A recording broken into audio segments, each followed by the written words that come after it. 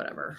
Hello. We are live, and we will give folks a few moments to settle in.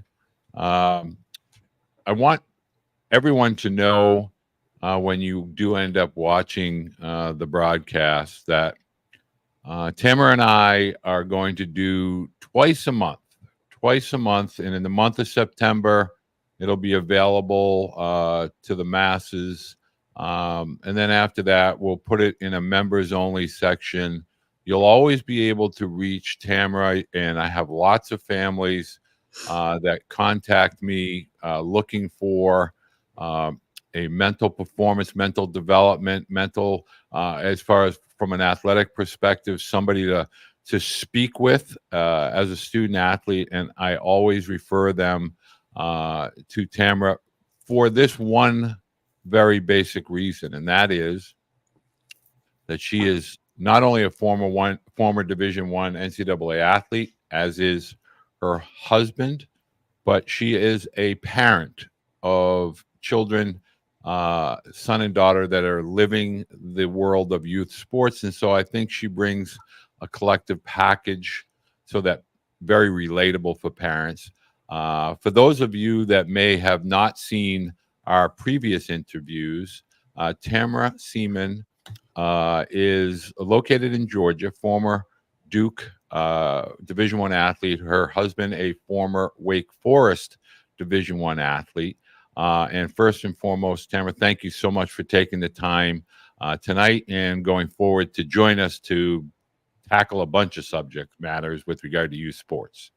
Absolutely. Thank you, Coach. Always a pleasure. And by no means do I have everything figured out. So I'm excited to see what questions come in and see what help you and I can collectively provide tonight. And so on that note, if you are joining us here live, please feel free to go ahead and type in your questions. I will take the time in between questions to flip back and forth to see if anybody on X, formerly known as Twitter, or Facebook, or YouTube, does have a question. But I thought tonight we would start. The vast majority of high school athletes, middle school athletes, have all started their high school fall seasons. At least here in the Northeast, we just kind of got started last week. Some schools still going back. I know people in the South started a few weeks ago. But I think this is an important time of year where both parents as well as student athletes begin to get pulled in various directions. And I really wanted to have Tamara be able to explain that anxiety from both a parental perspective and then obviously as a parent, but more importantly as a professional, because this time of year we have the youth travel sport world, the instructors, they pull one way, the high school coaches begin to pull another. And so I thought that's where we would start this evening's discussion. And, as your children, Tim, are going back to school, are you noticing any of their kind of obviously excitement, but at the same time, anxieties with regard to getting back into the swing of not only the high school academic, uh, you know, programs, but also beginning to engage with their coaches at the high school level while trying to maintain their rapport and relationship with their travel coaches? Great question. Yes, in Georgia, we started like August 6th, I think. So we've definitely been back for a full month. It took a few weeks, as it always does, to get back into a bit of a routine. Everything's real now, right? Tests, all the things. I think that we are fortunate.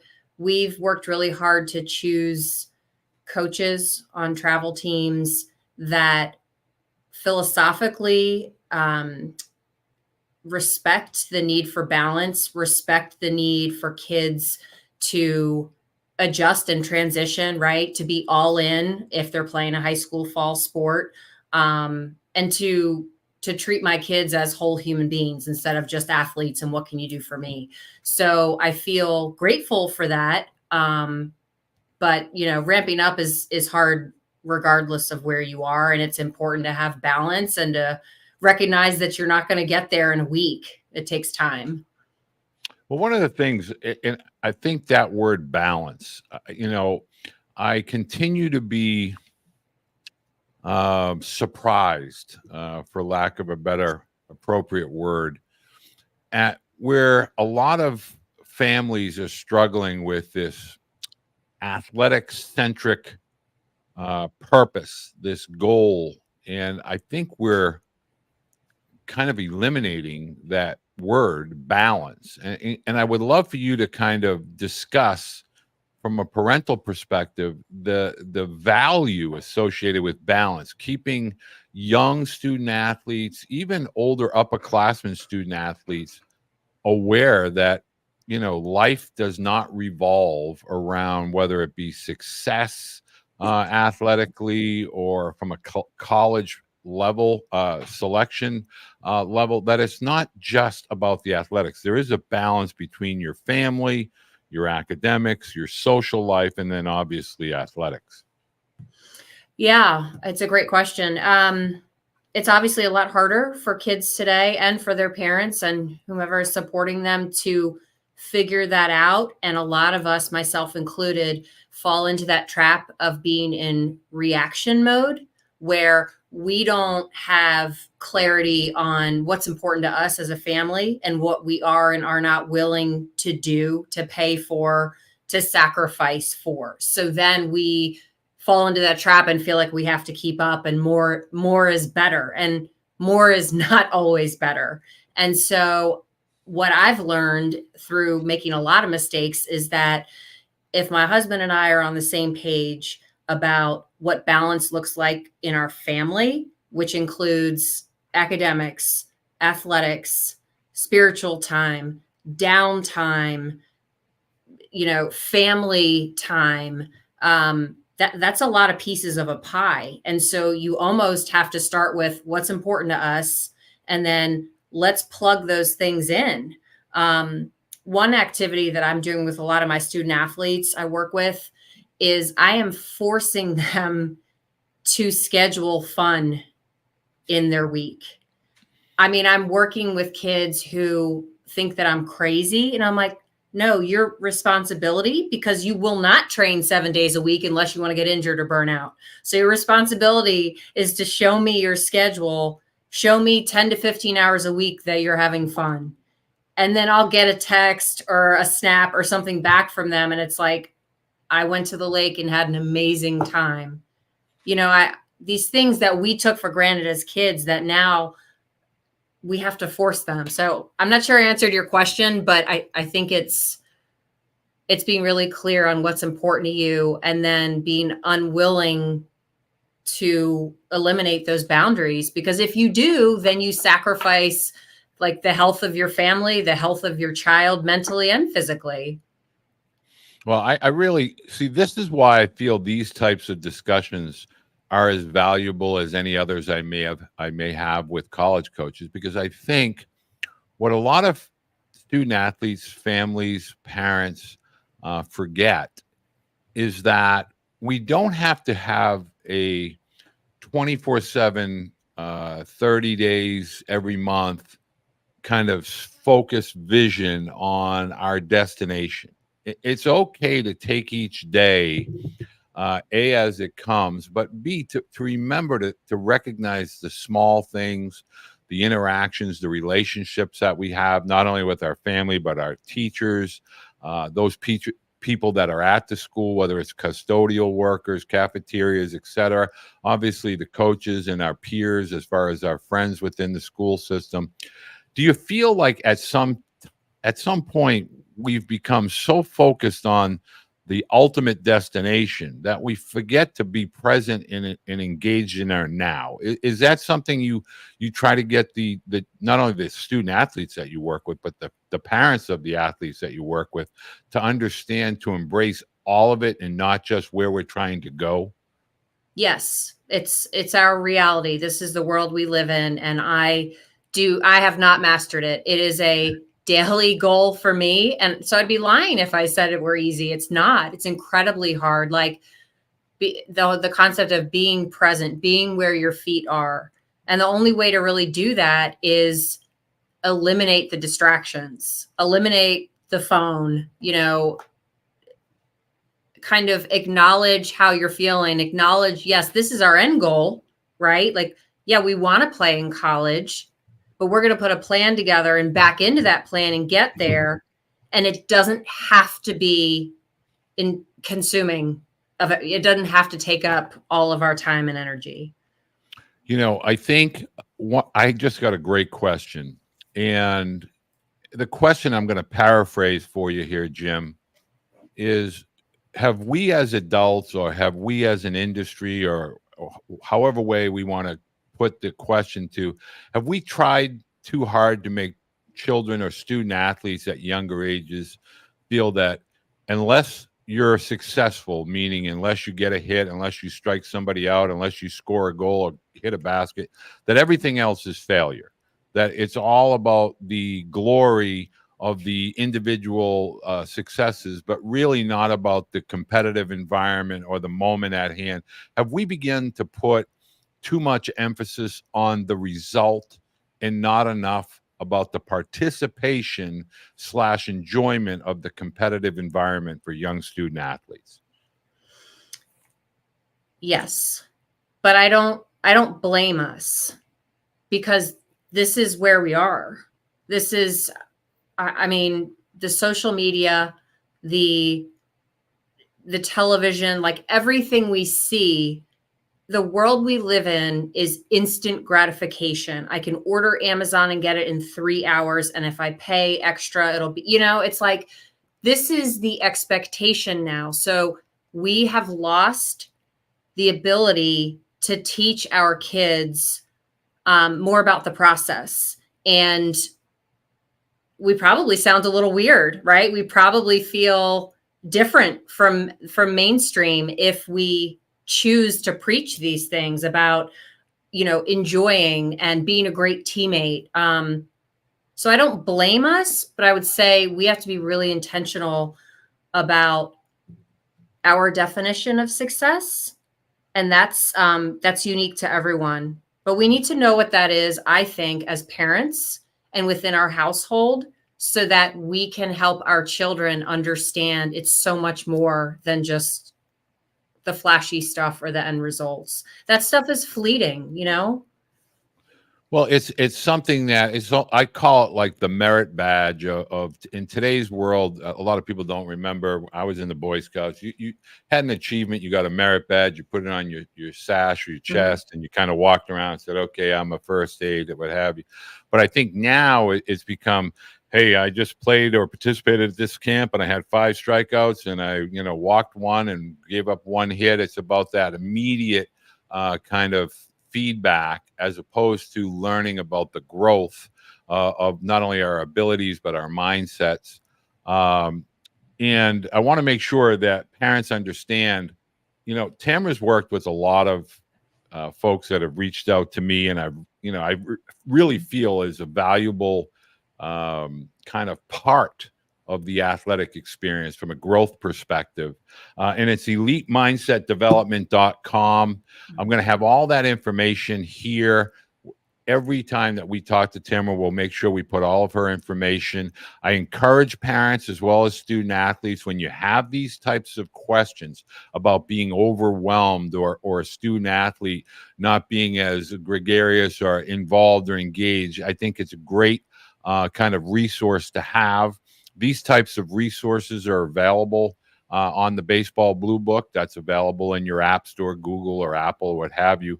But Tamara is a wonderful one of several very, very elite mental performance coaches that I highly encourage parents and families and student athletes to reach out to. I just had a student athlete really talk about the disappointment from his family's perspective that as a sophomore he's being asked to play a JV sport. And can you just kind of discuss, it's this varsity or bust, or Division 1 or bust, and everything else is inferior. But it's actually a part of a growth, right? That's why JV and freshman sports are created, because it gives you opportunity to compete, learn, and grow. Can you just talk about that as far as the younger athletes as they're navigating their way through the high school athletic experience? Yeah. Freshman teams, JV teams, they're there for a reason. And while I understand the appeal, and it's sexier and flashier and it sounds great to say like I made varsity, the reality is that if you're stacked in your position and the upperclassmen have put in the time and they're likely bigger and stronger and faster most of the time, then they should play, right? And there's nothing wrong with getting a little hungry and developing a little grit and like working for something. I mean, nobody wants to hear this, but not getting what you want, you have two choices. You can either pack it in, or you can be like, you know what, that pisses me off. Like, it's time for me to work a little harder. I'm going to show why I deserve. And you never know, but if you fold, and if it's varsity or bust, then you haven't worked through anything. Like you haven't expanded beyond the ceiling that you might even think that you have. And what happens if somebody who's starting in varsity gets injured? Well, if you haven't worked really hard and your attitude's terrible on JV and somebody gets pulled up, it's not going to be you. So I just think while it sounds great and ideal to make varsity, if you don't, you got to ask yourself, why am I playing this sport? And I've got a choice. I can either grind and get better, and dang, it's going to be sweet when I do get there, or I can fold because I didn't get it instantly, right? I think that tells us a lot. Well, I think in today's world of youth travel athletics, we feel as if we have become entitled to that next level, and I think it's important for parents and athletes to understand that you do have to earn. There is a competitive environment.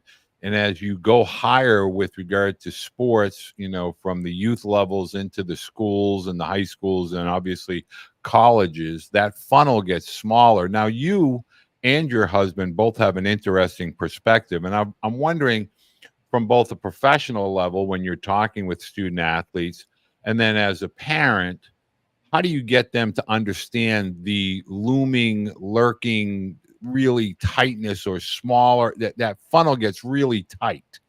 So how do they go from, everybody's playing, and then all of a sudden it gets smaller and smaller and the competition gets stronger and stronger? How do you get them to understand what's ahead as far as the younger athletes are concerned? I think it's about having that conversation, just you need to tell them what they need to know, not what they want to hear. We do them such a disservice when we sugarcoat anything. I always say to my kids, Mama doesn't pull any punches. Like, you might not always like what I have to say, but you won't find a bigger fan in your court. It is my job to prepare you. So the reality is the funnel gets tighter, and if everybody's throwing 92 and everybody's 6'4", 200 pounds, and everybody has a 3.5 GPA, how can you differentiate yourself? What can you do? And I come back to the space that I work in. Like, can you be an amazing teammate? And can you be such a hard worker who's always focused on that growth process, who just is so tough and a competitor? So the little things matter. The funnel gets tighter. The little things matter about how you differentiate yourself. And this would lead me, because I've had a lot of this discussion over the last few days, and it seems to be a topic. A lot of parents, we're getting into that recruiting time, right? That junior in high school, the senior in high school, it becomes a very competitive environment. And, people are always doing the comparison. Well, he got a scholarship offer here and he got a scholarship. She got one, but my daughter is better than her.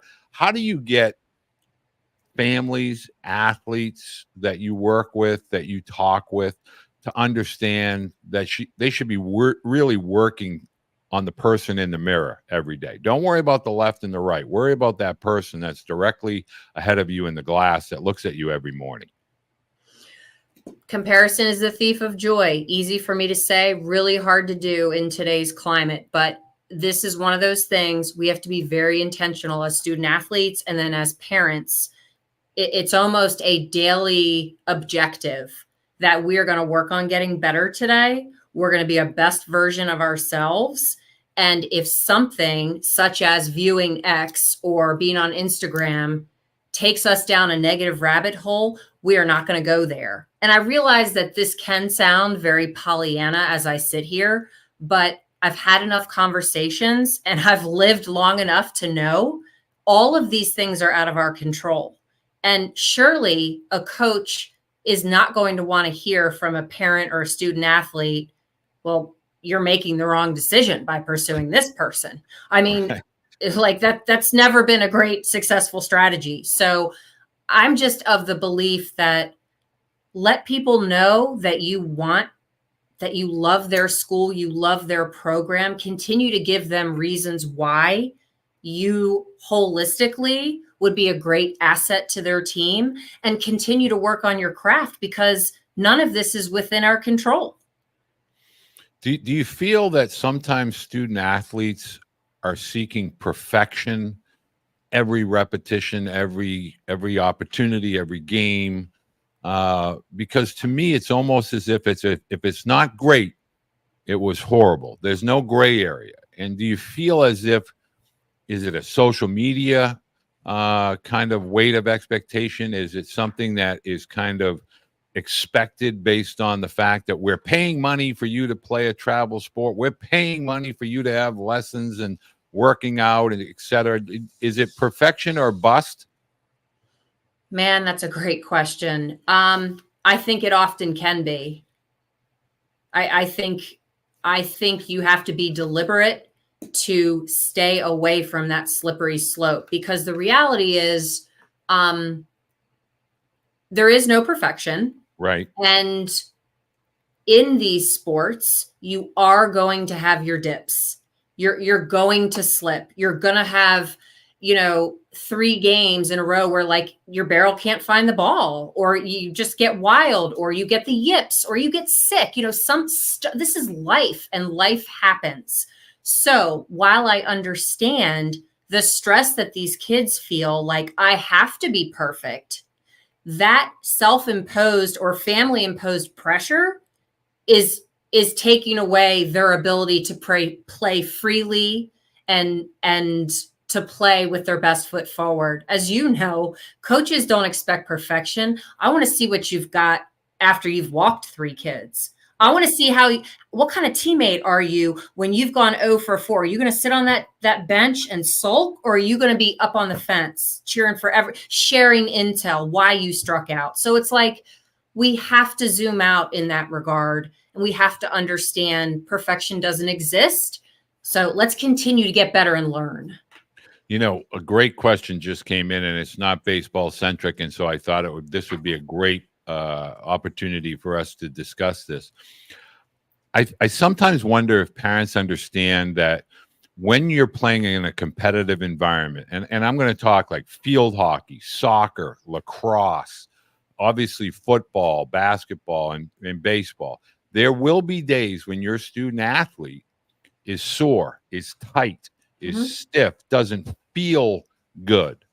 But that's where, in your area, in your line of work, that's where the mind has to kind of pick up and carry and say, okay, am I sore or am I hurt? Is this something I can battle through and compete and still help the team? Can you just kind of talk about that dynamic? Because a lot of times athletes feel like, well, I'm not at my best, so I don't want to, I don't want to go 0 for 3 if I got a sore throat or my foot hurts. So there are going to be times in a varsity sport, high school, college, or professional, where your body is not at its best. But that's where the power of positive thinking and your mindset of being an athlete and a competitive athlete need to take over. Yeah, yeah. I think the athlete needs to be really clear. Is this a soreness that I can play through? Or am I injured or on the verge of injuring myself? Like, do I have the flu? Can I breathe? So there's kind of a common sense piece that comes into this. If you can suck it up and play and contribute to your team, then you should. But if your participation is going to be a liability for your team, then you also have the responsibility to speak up, right? And let someone else play. But I would say we have to learn how to get the job done when we're not at our best. Because Coach Beede, let's talk about your son. Does he always have every pitch working at 100% when he steps on the mound? Not even a little bit. So it's like I have both of my kids pitch softball and baseball, and then my husband pitched. And so in theory, it sounds great that you like, oh, I'm always going to bring my A game. The reality is very few times do we always have all of the things working. So we have to learn how to focus and to execute with our B game and sometimes our C game and understand that that is part of it. Well, I really think the A game, B game, and C game. So when I explain this to parents, my son as a professional pitcher will always say to me, Dad, if I get 25 starts in a year, 5 starts, I'm going to feel as if I'm Superman and I'm out here and I have a secret weapon and I can throw the ball wherever I want to. 5 games, I'm absolutely horrible. I have nothing and I'm just going to get hit and I know it. It's those other games in between where the ultimate decision of being a competitor have to kick in. And I have to know I'm average today. I got to compete to the best of my ability with my average stuff. It's me against him. And so, those are the types of mindset key metrics for parents and student athletes to begin to understand that if we're getting 100 to 200 at bats in a calendar year, obviously 10 or 20 of those are going to be magic moments. And then they're going to be 10 or 20 where you just don't get that result and you just don't feel right. It's everything in between that ultimately becomes your batting average and your statistics. Right. And I want to kind of use that as a wedge for the question. It's kind of the elephant in the room, right? And that is when you're an athlete and you're at the high school level and the coaches aren't calling, there's no active recruiting. That doesn't mean that somebody's wrong. That doesn't mean that somebody's missing something. It just means it hasn't occurred yet. So I would love for you as a parent and as a professional and as a former high-level athlete, both you and your husband, to talk about everything happens within its time. You can't kind of predetermine a pathway. You have to work hard, you have to compete, but everybody will have an opportunity to find their way to their proper fit with regard to whether it's high school or college. Yes.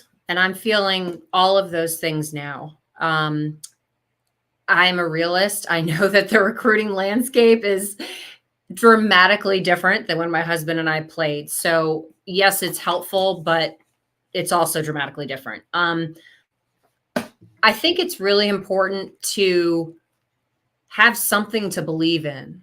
Like I find myself talking to a lot of my student athletes and my kids. What are you putting your faith in? I'm not suggesting that everyone has to be religious, but where are you putting your faith? And what is your why and your end result? Because we know that the top, the top 100, according to whoever decided they were the top 100, right? They're going to get called first and texted first.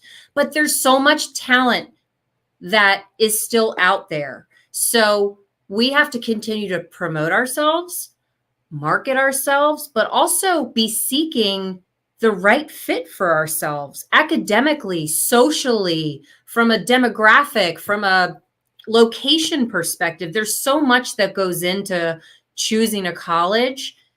So I feel the pain that everyone feels of the angst of like, will this work out? Where will they play? But at the end of the day, there's no guarantee. So since this is our one shot to go through it, what's your criteria? Why are we doing this? Are you having fun? Because we could get to the end and you might not want it, right? What's our why? I think it's important for so many decades now, the NCAA has had that 95% of us go pro in, something different than sports. Right. And I think there's a deeper message there. And, I have a coach here who just put up a wonderful comment about the expectations of children at 7, 8, 9, all the way through those mid-teenage years. And I would love for you to talk about how to manage the weight of the expectation as far as a student athlete. How does a student athlete, it's one thing as an adult, okay, well, we can help our children try and manage. But when you're talking to these student athletes, how do you suggest that they manage that weight of expectation that maybe their parents or their coaches or their instructors may be placing on them that they're not aware of, but the children are feeling it? It's really important to have an outlet to get all of this out. So it's either someone to talk to, or it's, and that's a friend, right? That can be someone like me, but that can also be a friend, or it can be a coach who understands. And then it can also be like writing in a journal. A lot of females find a lot of value in just like, I got to unload and I got to get it out. Okay. I got to process and work through it, because we can't shove it down and ignore it, right? The angst is always going to be there. So we got to work through it. So number one, it's get that feeling, that anxiety, share it with someone, get it out of your system. And then ideally you have a goal and a plan, and you have some positive reinforcement to help you remember, hey, every day I got to focus on what I can control. I got to be a good student, right? I have to be a good son or daughter. I got to work hard, and I got to get better at my craft, because that's all that I can do. So it's just having that clarity and having the positive voices and the reminders around you to keep you on the right track. I have a parent who sent me a message via Twitter, and I appreciate these questions. And they're asking, after a competition, I'm assuming they're asking me about a game. After a game, what is the right, kind of moment? Do you just let the student athlete decompress?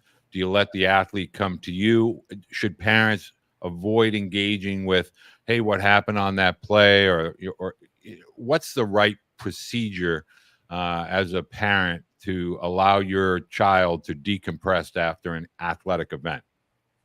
And you and I have talked about this. We know how hard it is.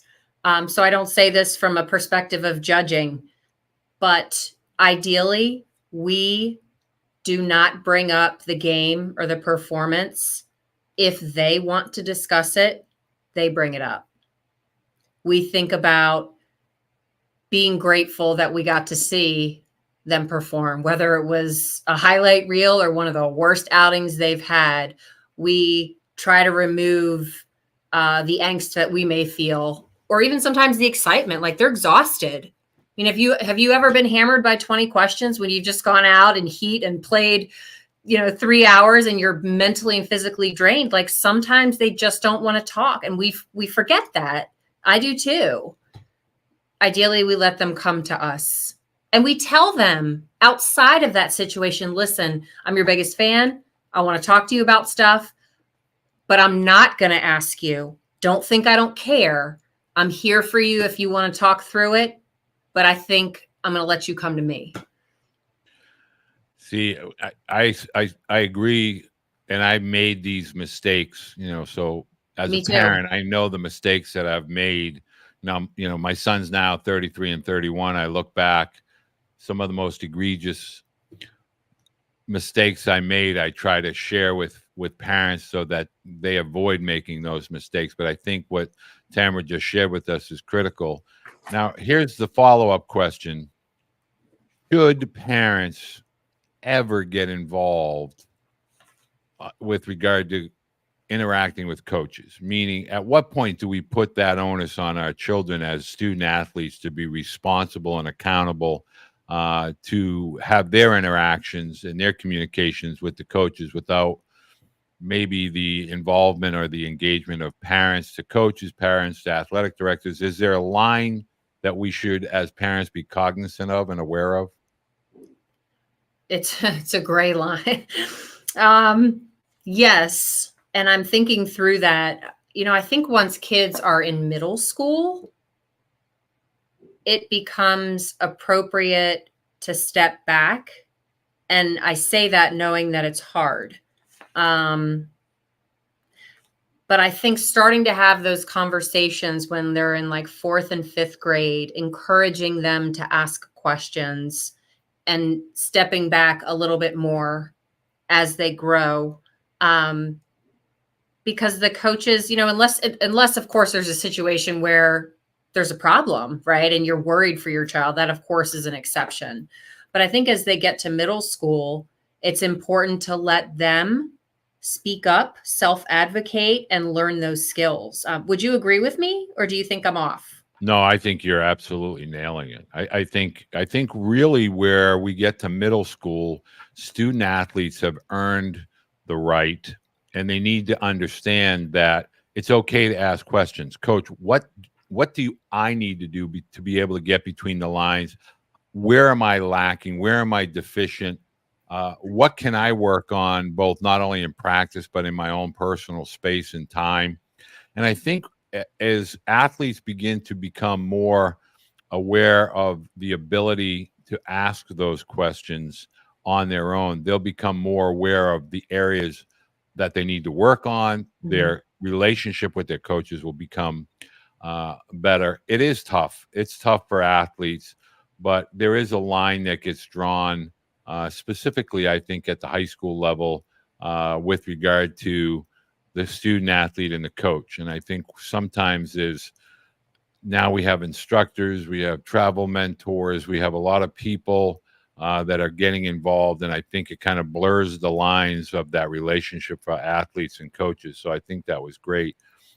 I want to be respectful of Tamara's time because, as we just mentioned, she is a parent.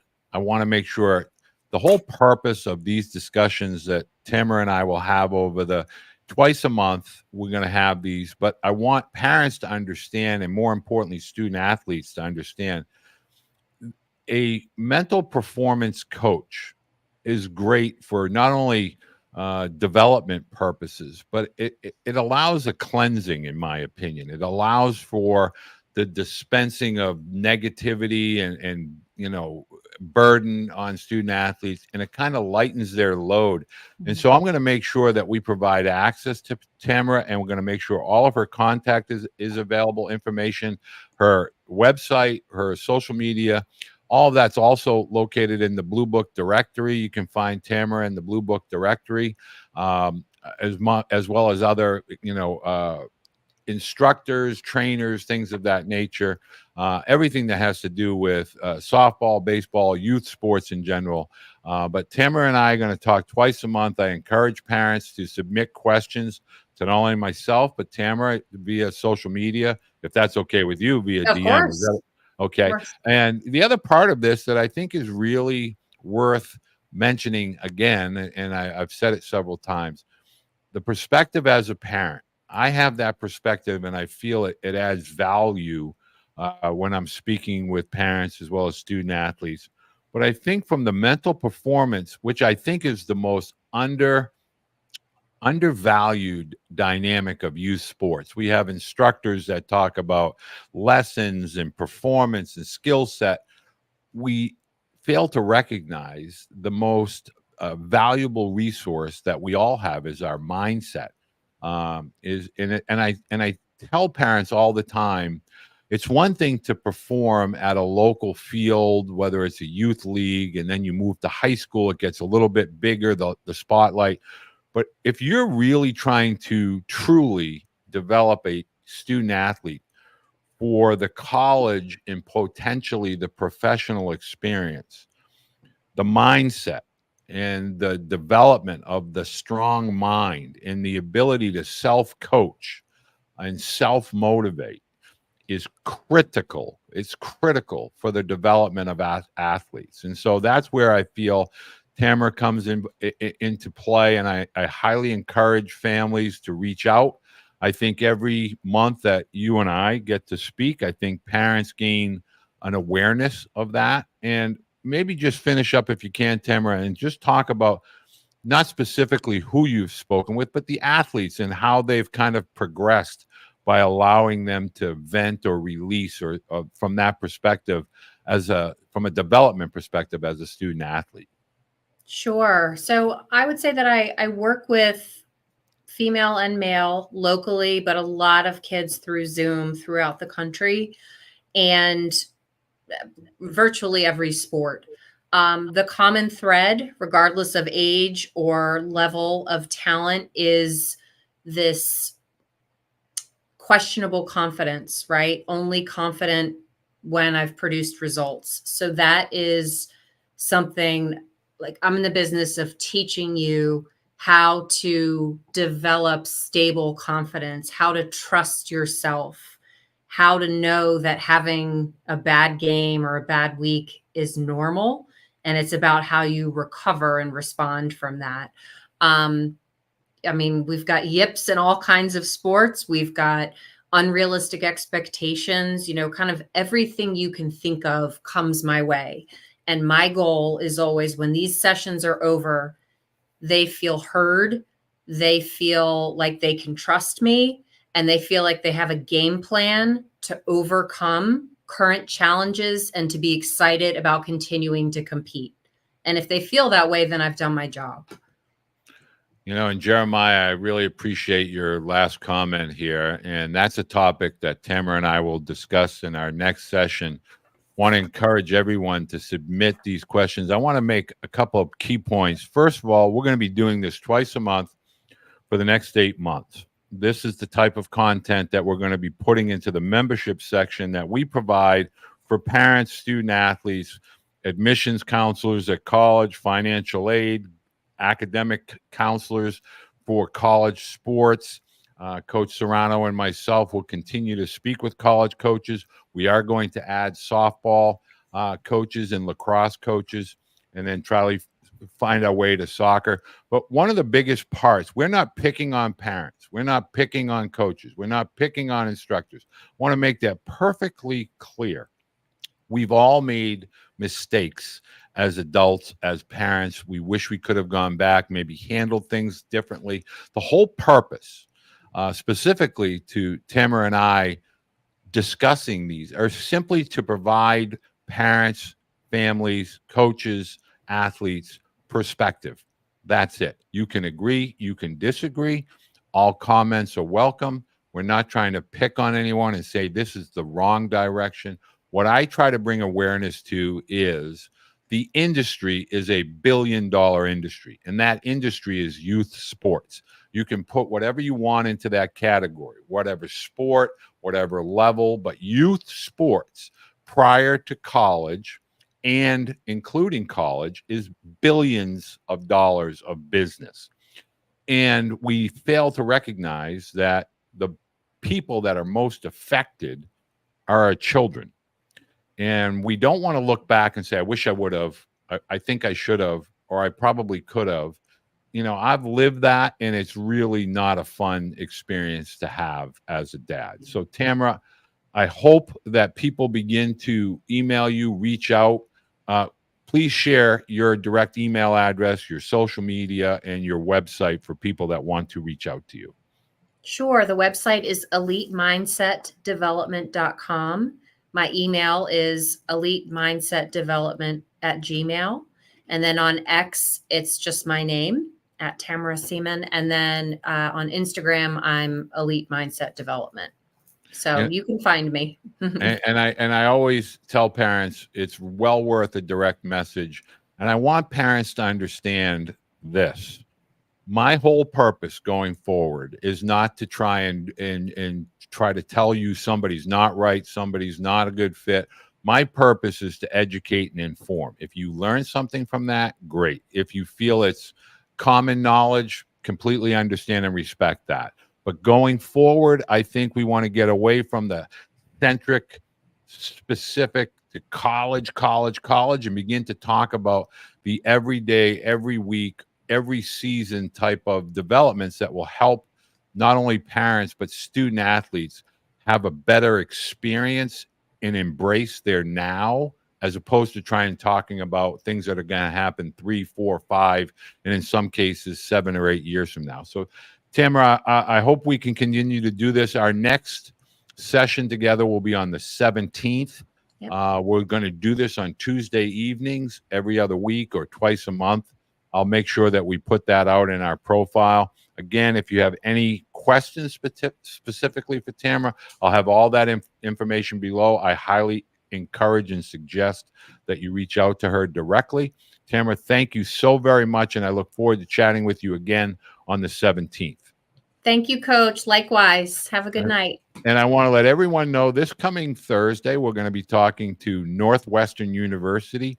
We have a lot of great schools, a lot of great coaches going to be talking to Pat Murphy, current coach, Coach Murphy at Alabama softball. We're going to begin to integrate the softball and the baseball, bring in some soccer and lacrosse so that parents can universally kind of gather some intel and gain a good perspective as far as the youth sports, high school, and college experience. Until Thursday, we'll see you again. And Tamara, have a great week. Thanks. You too, Coach. All right, Coach.